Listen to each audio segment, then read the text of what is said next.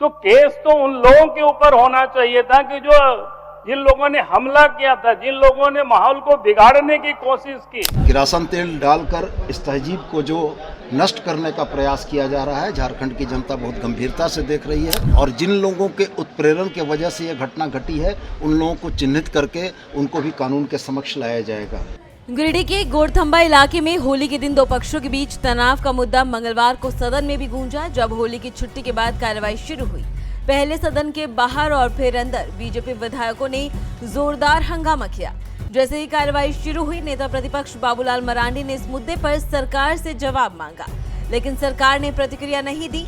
इस बीच मंत्री और गिरिडीह से जेएमएम विधायक सुदीप्य सोनू ने उल्टे बीजेपी पर ही गंभीर आरोप लगा दिए। बाद में बीजेपी विधायक नारेबाजी करते हुए वेल में पहुंच गए, जिसके चलते अध्यक्ष महोदय ने सदन की कार्यवाही को 12 बजे तक स्थगित कर दिया। इसके बावजूद ये मुद्दा पूरे दिन चर्चा में बना रहा और हंगामे के बीच सदन की कार्यवाही जारी रही। देखिए इस पर हमारे संवाददाता मधुकर आनंद की ये खास रिपोर्ट। झारखंड विधानसभा के बजट सत्र के दौरान मंगलवार को गिरिडीह का मामला सदन के अंदर भी जोर शोर से गूंजा। दरअसल सदन की कार्रवाई शुरू होते ही नेता प्रतिपक्ष बाबूलाल मरांडी ने प्रश्नकाल को स्थगित करते हुए गिरिडीह के गोड़थंबा में हुई घटना, जो होली के दिन दो समुदायों के बीच उपद्रव की घटना थी, उस घटना पर विस्तृत चर्चा की मांग की और सरकार से जवाब मांगा। लेकिन आसन की तरफ से कोई आश्वासन नहीं मिलने के बाद बीजेपी के तमाम विधायक वेल में पहुंच गए और लगभग 15 मिनट तक लगातार सरकार के खिलाफ नारेबाजी करते रहे। वेल में नेता प्रतिपक्ष को छोड़ बाकी सभी बीजेपी के विधायक वेल में आकर प्रशासन के ऊपर तरह तरह के आरोप लगा रहे थे और इस घटना को लेकर ये कहा जा रहा था कि प्रशासन एक पक्षी कार्रवाई कर रहा है। सदन के बाहर भी इसी तरह का आरोप बीजेपी के तमाम विधायकों ने लगाया, लेकिन सरकार के लोगों ने साफ तौर पर कहा कि बीजेपी के कुछ लोग इस पूरी घटना के लिए उकसावे की कार्रवाई करते रहे, लेकिन प्रशासन ने बहुत संयम के साथ काम लिया।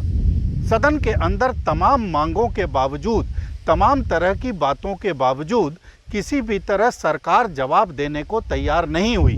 हालांकि बीच में मंत्री सुदीप्य सोनू उठे और उन्होंने इस घटना को लेकर कुछ जानकारियां दी, जिसमें बीजेपी के ऊपर ही लगातार आरोप लगाया गया।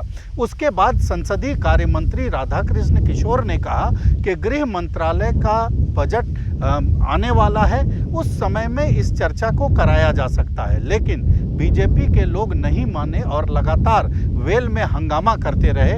अंततः आसन को सारी परिस्थितियों को देखते हुए 12 बजे तक के लिए कार्रवाई स्थगित करनी पड़ी।